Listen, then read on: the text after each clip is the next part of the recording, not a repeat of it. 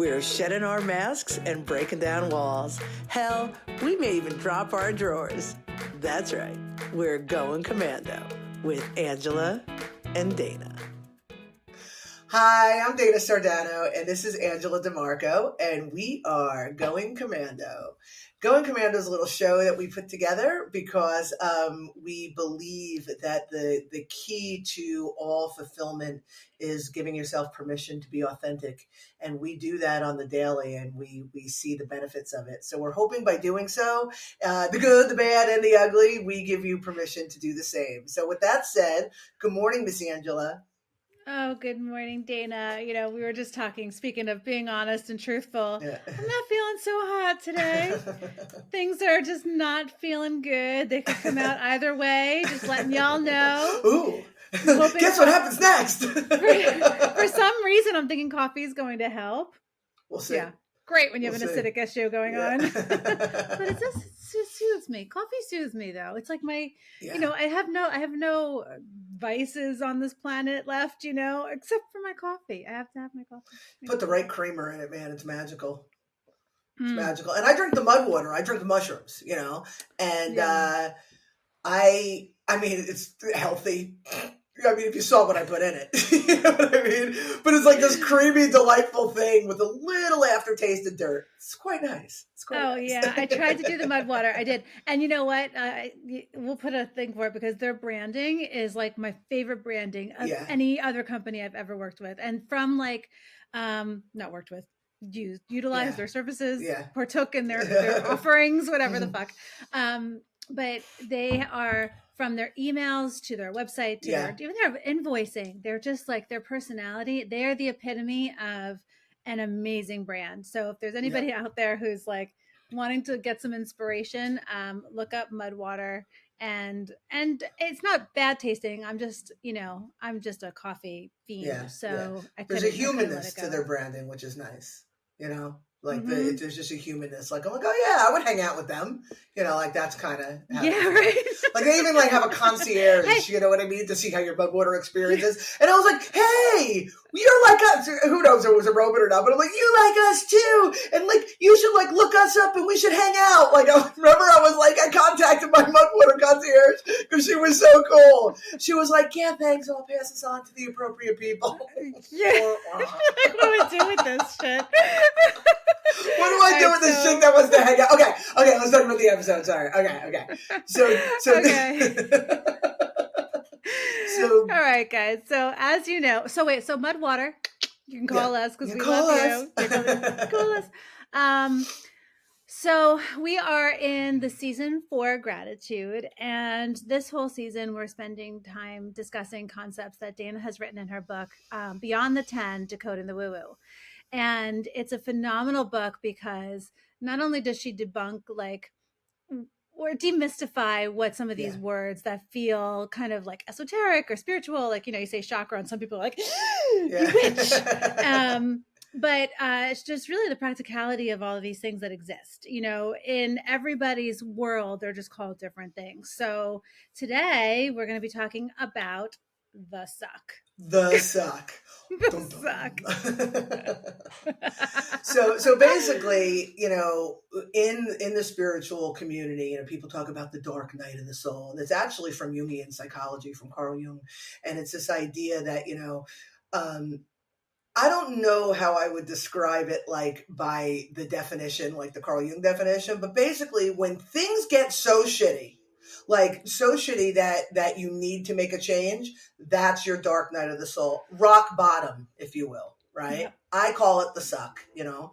And so there's this idea of this dark night of the soul, you know, the shadow work, you know, ooh, the shadow work, you know, and then you're awakening, oh, you know, like all of it to me, I'm so irreverent, but all of it to me is a little bit too much. So we're going to break it down, okay? Yeah. I mean, and just in AA terms too, like, because these, like I said, they exist in all different things. Yeah. AA is hitting your bottom. And then they do call it having, could be very, very. So go on, hitting your bottom. Dirty in so many ways. Yeah. and definitely not pretty. But it is hitting the bottom because there's really like nowhere else you can go. That's what the feeling is. You have despair, you have utter lack of seeing any kind of light at the end of the tunnel. And it's just really like just being in that moment of like, oh my God, everything is the worst. And there's no clarity on how you can get out of it. Right. Yeah. So just to give a little bit of context before we get into it, I talk about this a lot in 10 Recs, but I always talk about how we all have experiences in our lives that have created belief systems, our own beliefs about ourselves, about the world around us, and patterns as a result of that. And a lot of our beliefs and a lot of our patterns are not, they're not fully functional. Like they're actually, dysfunctional. So clever, but they're actually dysfunctional. And what happens is it gets worse and worse and worse. And we have all these opportunities through these unpleasant experiences to learn and then to shift it and change it into something that does work for us. But many of us don't do that. Many of us become immersed in the suck. Right. And you've heard me say this a billion times, Angela, we get to a certain point in our lives. Usually it's like middle age and then so on. If we choose not to learn from our experiences, we become caricatures of ourselves. We become caricatures of the dysfunctional portion of ourselves. And then it gets worse and worse and worse. And there's dark night of the souls all over the place. You just choose not to take them. Right. Does that sound reasonable and clear? Yeah. So the one thing I always trip up on when you say is like, I understand what you mean, but becoming caricatures of ourselves. Yes. That for some reason, it's hard to paint a picture of what that looks like. Okay. So I think about like, we all have personality traits and we all have coping mechanisms that we've designed. You know what I mean? Like, humor to diffuse the situation. You know what I mean? We all have these things about us. And when they're healthy and in balance, then as we grow and evolve and learn, our coping mechanisms, our way of being, our personality traits continue to be healthy and in balance because they grow with our growth, right? But when we don't grow, when we don't choose to learn from whatever life is serving us, and we choose to continue to become, if I use humor, I may become more aggressive with my humor. I may become more caustic and sarcastic. My humor may be offensive and not funny. Yeah. So what used to be lighthearted when it was in balance becomes a caricature of that trait. It just becomes the most extreme version of that trait in whatever direction it's going in. So I always think of like people like my father. My father, he learned to reconcile a lot of his imbalances when he became later in age. But my father he's kooky. He was kooky. He was kooky. He was quirky. He was eccentric. He was like me on steroids. You know what I mean? Jesus like me Christmas. Without the self-awareness. You know what I mean? So he was that. And as he got older, he became, in a quirky way, a caricature of that. Gotcha. You know what I mean? So my mother, on the flip side, my mother was like a mean girl when she was like younger. She was insecure. She was, just a mean girl. I mean, everybody knows a mean girl. Yes. And as she got older and didn't reconcile her imbalances, she became super twatty. And she went and she died, or like she went to the grave, just being that mean and nasty old lady that just wanted the worst for people and was, you know what I mean? Like that. So you become the more exploited steroid version of yourself. If that that's awesome. Yeah, that's really helped. That definitely helps. Thank you. Cool. Yeah. And so, and then I also say caricature of the dysfunction, because the dysfunction, when it's this big, you know what I mean? But you feed it after midnight and you give it some water, it's fucking Gremlin City. You know what I mean? Anyway, so let's talk about. So awesome reference. I want to talk about the shadow just for a second, because again, people do the shadow work. We just say the work. You're doing the work. You know what I mean? But the shadow, do you have a clear understanding? I don't want to put you on the spot, but do you have a clear understanding of like what that shadow is? It's not a term I use. Okay. So I don't really, like to me, it's in the spiritual community, when they say do the shadow work, what is that kind of referring to? Because I know what my work is. And it's the same shit. And that's all I'm trying to demystify here, Yeah. So if we have a personality trait, again, it's all about balance and imbalance. Everybody wants about good and evil, dark and light, but it's all about balance and imbalance. So if I have a personality trait, name a personality trait, one of yours or one of mine. Insecurity. Okay, insecurity. But let's not call it insecurity. That's mine. Let's just, just to be clear. I'm not saying you are, because clearly you're not. So but it's not that I've never been insecure or that I'm not insecure about some things, right? But insecurity, when balanced, is security, right? And when it's extreme on the other side, it's like arrogance or overconfidence. Yes. So when you're in balance, you're secure. Your shadow, depending on your personality type, might be insecurity in the sense where you're just kind of like meek. And then your insecurity, if you have a personality like mine, comes across as being overconfident, right? Okay. So the shadow is the dark side of whatever that personality trait is. Gotcha. Okay. Right? So when we're doing our shadow work,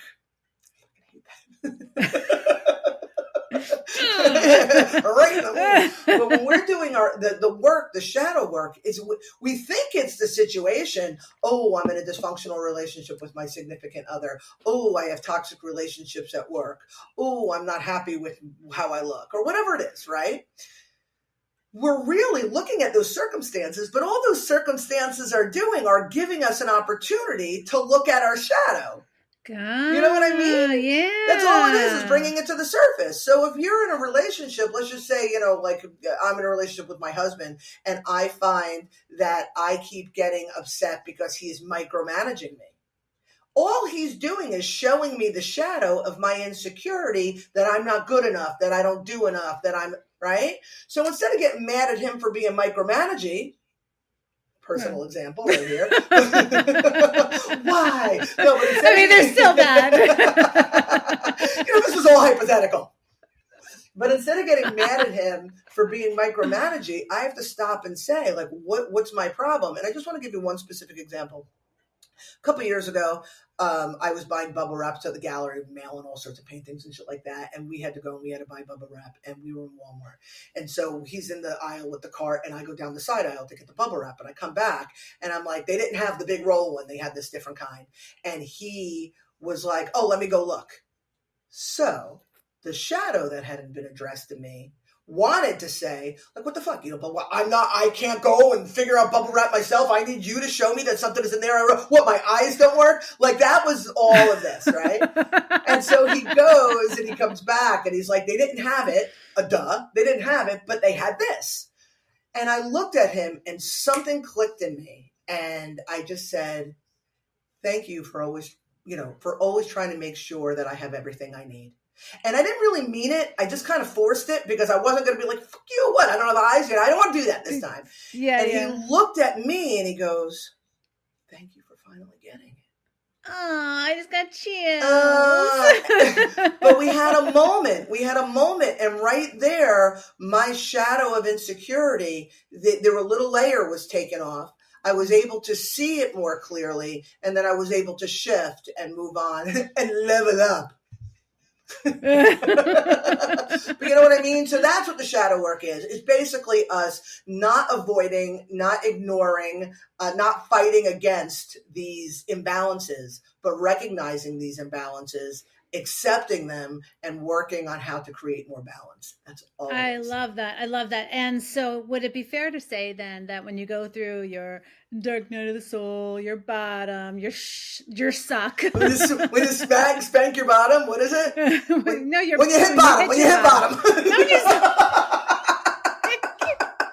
I don't know if that would be a bad thing to get spanked. But... When you spank your bottom. No, I'm just kidding. When you hit bottom, go ahead, go on. I'm sorry. I can't. I need a minute. I'm such an idiot. I know, dude. I know, man. I'm a little difficente. Okay. So when you spank your bottom. Okay. Okay. So would it be fair to say that that is really a compounding of all of the shadows kind of like layered on top of each other, because you don't hit a bottom or go through a dark night of the soul if it's just one shadow of one aspect. Yeah. Right? Yeah. Yeah. Yes, I'm agreeing with you. It's a combination of, I think, it could be varying combinations of, but a combination of several shadows, but usually it all comes down to most of it comes down to insecurity. It just looks different. You know what I mean? Yeah. But fear. Well, fear and insecurity, they're like sisters. But Of both those, depending. But it's either a Mm. combination of varied aspects or one aspect that keeps getting worse and worse. The caricature. You know what I mean? It's just Yeah. worse and worse. You've ignored it, right? If you're ignoring something and you just keep being in terrible relationships, like you're ignoring, your desperation. Oh my God, are you there? I know you and I were having a bad connection, but we're good. Okay, Keep no. rolling. My fixer thing, my cleaner came on, and you just disappeared completely. But Oh, let's just say, baby, I'm here. but let's just say I have trauma that makes me insecure and makes me needy and desperate and seeking attention with anybody, but specifically men. Right? When I'm in high school, it's going to look a certain way, and I'm going to get kicked around a little bit. And then I, get a little bit older, go to college, go into adult life, and it's going to get worse and worse and worse. But by the time I'm in my 30s, if I don't reconcile that, if I don't rectify that imbalance, it's going to look like serious being cheated on, and maybe that will lead to drug addiction or alcoholism, or maybe me being unfaithful because of my insecurities, maybe me being physically abused. That's what I'm talking about, the dark night. It doesn't start when you're 16. If it's ignored, it grows into this big mushroom cloud of full-blown diarrhea. Yeah. Well, I know that because a lot of it, I feel like honestly, the Bill Wilson, he's the one who wrote the AA book, Alcoholics Anonymous, and kind of created the program. And I feel like there's a lot of divine inspiration from him when he wrote the book. So there's so many things, like he says, we are spiritual beings having a human existence, experience. So there's a lot of stuff that like when that was helpful to me just to get from one place to another, right? Like I was using alcohol as a thing, whatever. And the things were remove all the bad plays, all the friends that you hung out at the bars with, like they're like remove all external stimuli that reminds you or feels like that space. And don't jump into relationships with people because you're not ready yet. It's like really about like looking inward and being able to say like, who am I? What do I like? What do I feel? What is missing? What are my needs? Like really like that's that for me was the work, right? Yes. Whether it's addressing, oh, this is a shadow of my, it's just words. It's just words. But it's like, oh, I tend to like, because the thing is like, okay, so in the steps, you're supposed to stop if you get the craving for alcohol, right? Because it's not the alcohol that's calling you, not fucking disease. Sorry, I'm going against everybody right here. Y'all can hate me if you want. But it is, you are trying to avoid something, a feeling, a person, a place, a thing. You're trying to avoid. Alcohol is just a symptom to avoid what's really going on. So you stop and you say, okay, what's happening right now? What is going on right now? Okay. Oh, I just got an email from my starter husband and he was a total dick in it and I'm all triggered. So I want to drink. Okay. All right. Now I know the problem is. I can work through why I'm triggered and then not go for the unhealthy coping mechanism that I had. So that for me is and you called it like an avoidance mechanism, but there's a level of self-soothing involved. You know what I mean? When we don't learn how to soothe ourselves in a healthy, balanced way, we soothe ourselves externally. There are a bazillion ways to self-soothe. You could do it with alcohol. You could do it with relationships. And I'm talking about like the flighty relationships. Oh, I got attention. Oh, I got, what I mean? Whatever it is. Oh my God, selfies. There's a level of self-soothing because you need to be seen and people need to see you. You need to be seen. When you see that, impulse buys, self-soothing. Oh my God, right? There's so much. There's so much to the self-soothing. So something happens. Oh, I eat a cookie. Oh, I deserve it. I worked hard. It's all gambling, self-soothing. Yeah. So it's all, again, avoidance, self-soothing. It's all it depends on your personality, what you want to call it. Avoidance, flight, self-soothing, fight. You know what I mean? It's all the same stuff. It's all the same stuff. It's all decoding the woo-woo. I wrote a book about it. Yeah, you did. Well, hit go. But there are, and then there are the external circumstances that happen, right? And they are also triggers for creating like a dark time could be because you're scared for family, you're scared for other people, like it's just fear, right? So what can someone do in this time? Because this is when there's external circumstances that are causing great fear, it is still bringing to light your shadows. Yes. Yes. So what is like, so if someone's right now sitting in their chair listening to us fucking be idiots, thank you very much. Oh, I do. Oh my God, thank you very much. And there's situations beyond their control, but it's triggering deep fear in them, like deep. Okay.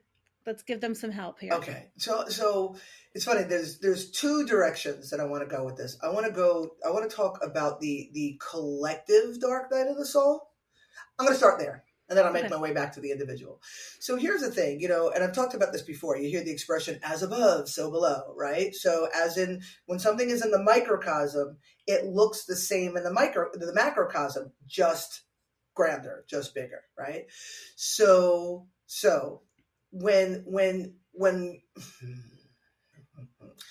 we have a problem, when something needs to be addressed in us as an individual, right?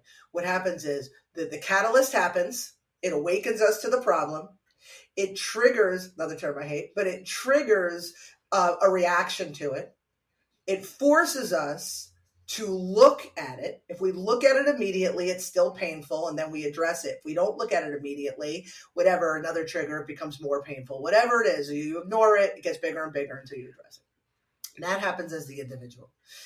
After the catalyst happens, you feel your shittiness, you figure out how to cope with it, you take action, you address it, everything falls to shit. They usually go hand in hand. Either it falls to shit and you take action, and you take action and it falls to shit, but it will always fall to shit. It will always be uncomfortable. People don't birth babies like, there it is. They're screaming, there's crying, they're sweating, there's pooping. It's a mess. That's what it's like. No, too much. Should I pull it back? But when we are overcoming something, it is not pretty. Everything's got to get raised to the ground. But the beauty about that is there's a blank slate for it to be rebuilt. And it could be rebuilt and created in the way that you want it, with the beauty, with the love, with the unity, with the greatness. And we do this all the time in our lives, whether we realize it or not. Right? Oh, that sucks. Oh, totally shitty. Oh, I better do stuff to address it. Oh, look how pretty that is. We do that with everything. Right? So now, if that works that way, right? Are we good? No, that's like that right there. That's how you do it. Yay! Yeah, so eloquent, so pretty, so pretty. Okay. So, but when we do that as the individual, think about the collective conscious. We do that in a collective. When you look back at history over, oh my God, the thousands and thousands of years, there's like something really, really shitty happens, right? Everybody like freaks out, but we're looking at it in the rear view. We're reading about it in a book or we're hearing about it, but shitty happens. And then the next age after it, like the dark ages, the plague and all, oh, look, the Renaissance, right? So there's always, if people are learning from it or growing from it, there's always this dawn after this darkness, right? Yeah. So now we are in a time where shit is going south, right? But it's always gone south, but we haven't been in it. We've only heard about it secondhand, but we're in a time, whatever. Do I have to start naming shit? No. Okay. No. We'll just say you got your war, you got your pestilence, you got your plague, you got your famine.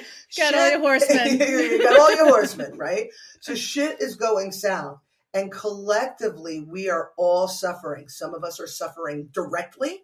Some of us are suffering a degree or two of separation. Some of us are on the periphery and we're like, ooh, there's lots of suffering. But there's suffering.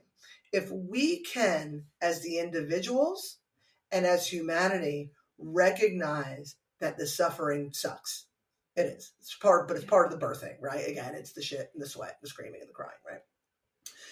If we can recognize that this is awful, but if we all individually, okay, what are we taking from this and how are we going to go and make the world a better place? And yes, I'm not saying don't grieve. I'm not saying don't suffer. I'm not saying don't feel the pain. I mean, I know that there's things going on right now that I've had to like distance myself before I had to ground and anchor myself before I could actually address it with the people that I love. Like that's how painful the world can be right now. But when we recognize that sometimes these birthing pains need to happen to make things a better place, but it's up to us as the individuals to do our part to make the world a better place. And that could be as simple as addressing our own stuff. Because when we're anchored and we're well and we're happy and we're whole, we can then meet the traumas that go on around us a little bit more fortified. And think about if we all do that and we all become unified and strong and galvanized together, then the shit that goes down in the world is still going to suck, but we're here to meet it with love. Yeah. Yeah. Well said. Well said. And I think that's kind of like what we're trying to do here is to be like that anchor, right? And be that voice of compassion and love and keeping spirits up. We each have jobs to do and how we can help. And those who are more on the periphery have the power to hold that space for them.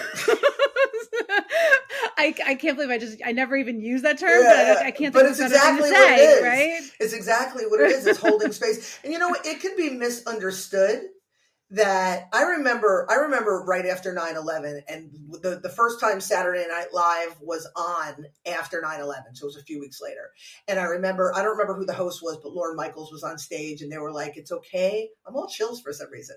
Like, me ooh, too. in my hips and my legs. But the question was, is it okay that we do this? And Lorne Michaels was like, yes, we have to go on. And he's like, can we be funny? Or Lorne Michaels was saying, can we be funny? And whoever was speaking was like, why would you start now? Like, that was the joke.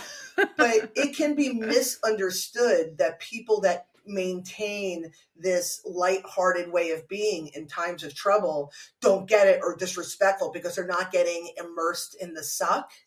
Yeah. But really, it's important. It's not to ignore what's happening out there. It's not to, even be, disrespectful to those who suffer. But if I suffer with you, we both drown. Somebody needs somebody to hold some kind of space here.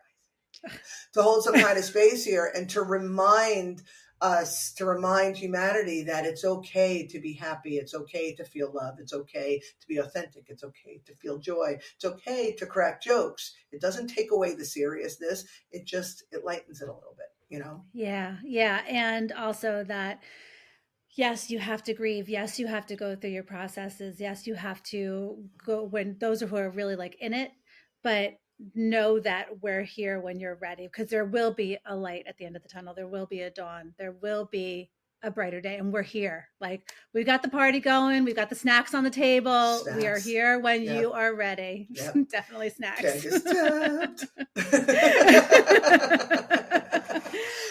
On that note, that was a beautiful call to action, Angela. I think that, we got snacks. There it is. We got snacks. I don't have the alcohol. It's a BYOB, but Thank you. So I think on that note, we should put a little bow on this. I know you always have wonderful shout outs and things to say. You got anything you want to throw out there? Okay. So let's just do a shout out to all of our friends in the world right now. Know that we're here for you. We're holding space and we're here. We got snacks. Please, just help us get our support out there by sharing us, subscribing, liking, doing all the, all the stuff that, people beg. Please share us. Get us out. Subscribe. I hate it. I hate it as much as I hate saying things like holding space and alignment. But yeah, just press the button, man. We want to spread the love. We just want to help. And we think that, honestly, us just up here acting like the fools is really helpful for the sake of humanity. So please help us. Please help us by sharing and all that good stuff. And Dana's book, Beyond the 10, Decoding the Woo Woo, is available on Amazon. Put a link somewhere in comments or whatever. And Dana also teaches a workshop on this, which is super fun, long time. Yeah. So those who are reading the book right now, I know there are a few of you out there who are kind of like reading in tandem with these episodes. So cool. Yeah. Definitely comment, join in if you're like, get to the part that we're talking about. Would love to know your experiences. Dana loves, I'm going to speak for you like you're not here. She loves connecting with people who are reading the book. And it is I'm not, a profound author like Dana is, but I do have a book. And when people read it and they like show me like a little snippet or something, like it feels so good. It's like, oh, I said something that connected. Yeah. So it's definitely like, let's just have more conversation. Dana and I are very active on LinkedIn. So you can definitely reach out to us there. We post little reels of these things all the time, and we just want to have a conversation, want to continue to have a conversation with this, because I love talking to my girl, but it's also nice to get other opinions and perspectives. It's nice to talk to other people too. Yeah. All right, so remember, we got the snacks. We got snacky, and thanks for coming. Thanks for joining us, and bye-bye. See you next week. Everyone has a story. I have a story. You have a story. We all have a story.